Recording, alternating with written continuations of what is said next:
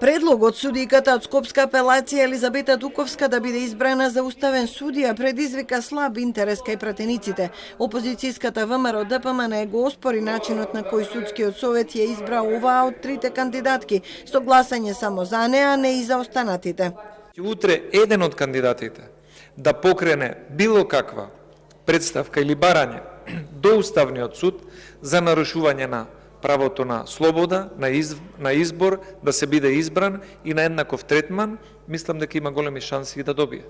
Затоа сметам дека како судски совет несовесно сте постапиле, сте ја злоупотребиле вашата положба и не сте овозможиле членовите на судскиот совет да се изјаснат за секој од кандидатите поединечно. Опозицијата не гледа дека Дуковска истакната или има некакви трудови во правните области за кои треба да одлучува Уставниот суд. Ке научиме ли еднаш ние дека во Уставниот суд треба да седат најпознатите професори по уставно право, најпознатите судии, најистакнатите, да можат да седат адвокати, да можат да седат луѓе кои се препознатливи во правната наука и професија. Судскиот совет тврди дека се работи за судика која професионално ја извршува својата работа, за што добивала највисоки позитивни оценки. 11 членови гласале за неа, 2 биле против, пошто воопшто не се гласало за другите кандидатки.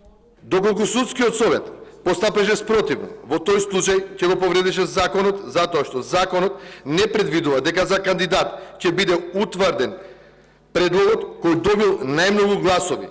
Туку, според редоследното гласање за кандидат се утврдува оној кој го добил потребното мнозинство, а тоа е најмалку 8 гласа од членовите на Советот со право на глас.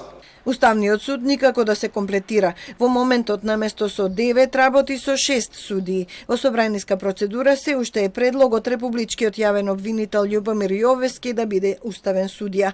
Изборот е блокиран во Комисијата за избори и именувања.